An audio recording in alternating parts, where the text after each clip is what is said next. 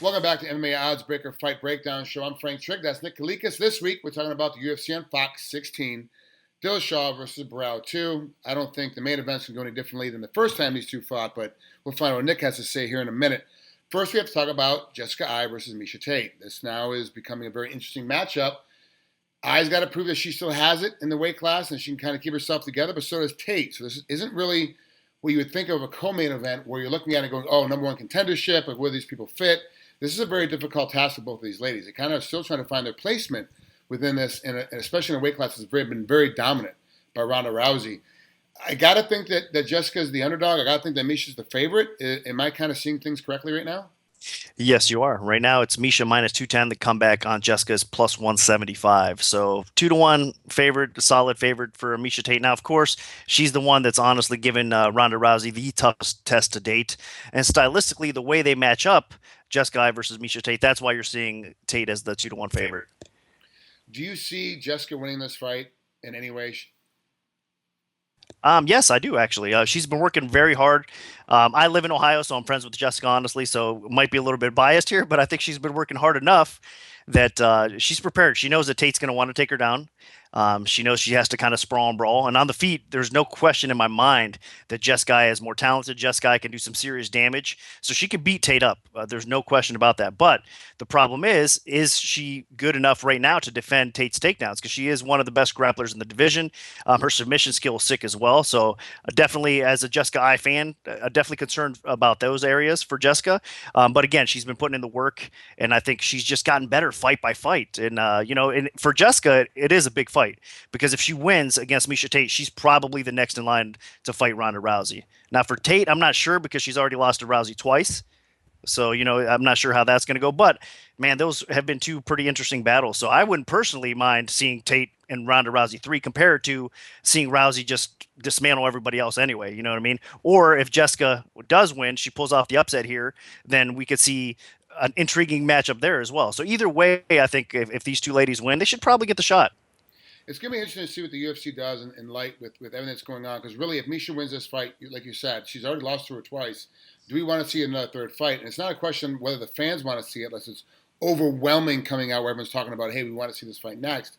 That really the UFC could put Miesha into another fight after this one before they give her Roundy again, just because there's so many things going on. But let's not forget, Ronda's got a fight in a week or so, and she's got to worry about winning that fight as well against an undefeated prospect coming out. So this is going to be another difficult task where you're looking at these people that are all getting ready to fight kind of within weeks of each other, so it's very easy to go, okay, Ronda Tate is next because they fought a week apart.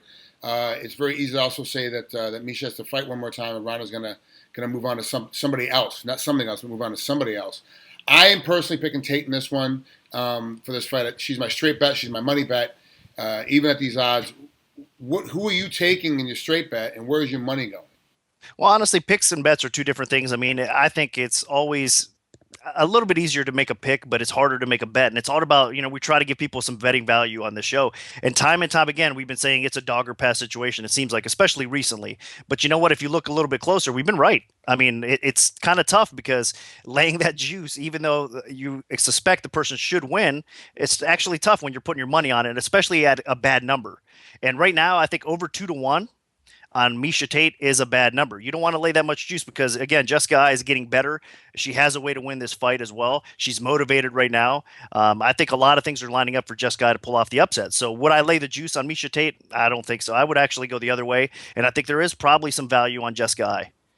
Yeah, and Jessica, like I said, she has been trained, diligently and trying to get ready, but I still question that takedown game of hers isn't going to be able to stop Miesha's takedowns. I feel like anytime that Miesha gets in trouble with Jessica, because I do believe Jessica's better on her feet, I just think that Miesha's going to be able to take her down when she needs to, and because of that, she'll also be able to hit her. After the first takedown, Jessica's going to start realizing, oh, I'm in trouble now because I can get taken down whenever Miesha wants to. She's going to open up to getting hit a little bit more, and that makes her a lot more interesting matchup from a fan standpoint as far as getting to see a lot more strikes, a lot more elbows coming through there, but I still have a hard time laying my money down on Jessica even at this number because Miesha's so good at being able to take somebody down and hold them down. So we'll see what happens. This is one of those rare times when you and I are on the opposite end of the bet. Usually we always pick together and bet together. We're on the opposite ends of this one, and then we get to see who has bragging rights come next week. Yep, and I can see your points play out as well. You could be right. She could get the takedowns, Miesha. That's definitely her path to victory. And then again, it will free her up and stand up a little bit as well. She could probably land a little bit more successful. You're absolutely right. So it could realistically play out that way. I wouldn't be surprised either way. Right. It's another tough matchup, and another great job by the matchmakers, making our job more difficult because of how well these girls are matched up. Moving on to the main event, Renan Barao versus TJ Dillashaw, obviously the bantamweight champ, has got to be the favorite.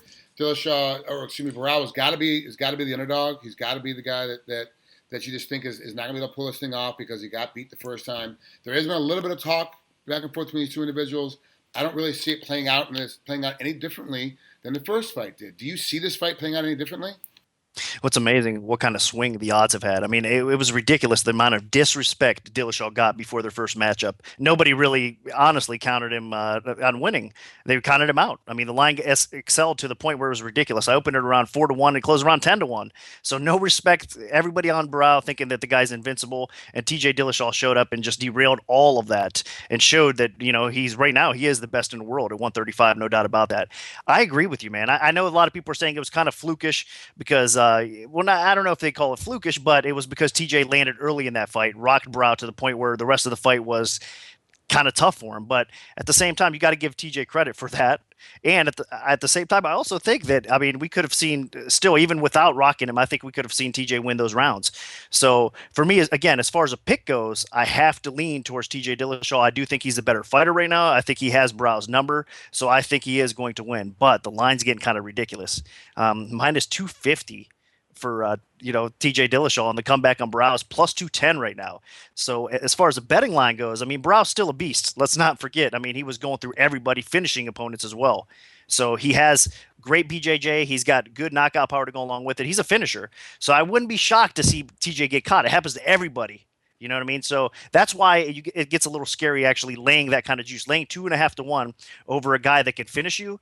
It's kind of tough, even though I do think TJ is the better fighter. So Duane Ludwig comes out, who's the former Team Alpha Male, boxing instructor, talks about no one at Team Alpha Male really wants to win, really wants to train well, except for Dillashaw. He's the only one that really wants to train hard and really has any kind of motivation to really train well. Well, of course, TJ goes up to Colorado and trains with Duane up in Colorado. So obviously, this is still one of his students. The guy still spends a lot of time with him. Do you think this is going to play into the factor at all, that knowing that Duane is going to be in his corner and has publicly come out and picked on the rest of the guys at Team Alpha Male? I think Dillashaw has done a pretty good job at kind of playing both sides. I know it's got to be tough. Because I think a lot of people will think, he's kind of leaning more towards Ludwig, or he favors him, or vice versa. But he's been very neutral. He's been honest in saying how much he loves Team Alpha Male and how much they've impacted his career. And at the same time, he likes the fact that Ludwig has added so much to his game. So I think he's played it perfect thus far, and I don't think it's going to affect him mentally, even with all the drama in the background, because he's handled it so well. So I think it is good that Ludwig's going to be there with him. I think it gives him an extra sense of confidence. And also, as far as striking goes, this fight probably does stay up on the feet. You can't get much better than Ludwig coaching you there as well. So I do like it. I think it won't affect him. I think anything, it'll give him a little bit more confidence. The only guy that I think can coach better than Duane Ludwig is his instructor, Boss Rutan, when it comes to the stand-up game.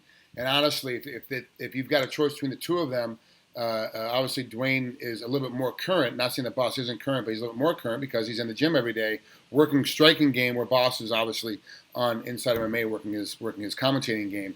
So really, Dillashaw is a smart move. And once you get comfortable with a striking coach, why would you? If you could afford to flap the train with him, why would you change coaches? Why would you change something that has been working so well? I applaud Dillashaw, and I do agree with you. He has been playing the fence very well. Loves Team Alpha Male, publicly comes out, says it, but also loves Duane Ludwig, and it's just everybody at Team Alpha Male has to kind of deal with it.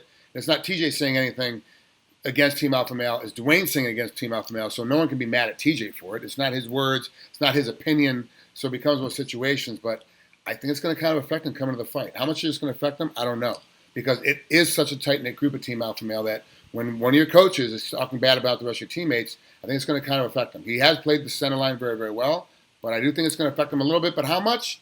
I don't know. I am agreeing with you, though. My pick is TJ Dillashaw, but my money has to go on Barao because he is a finisher, and the line is retarded. It makes no sense at this point. It's so astronomical.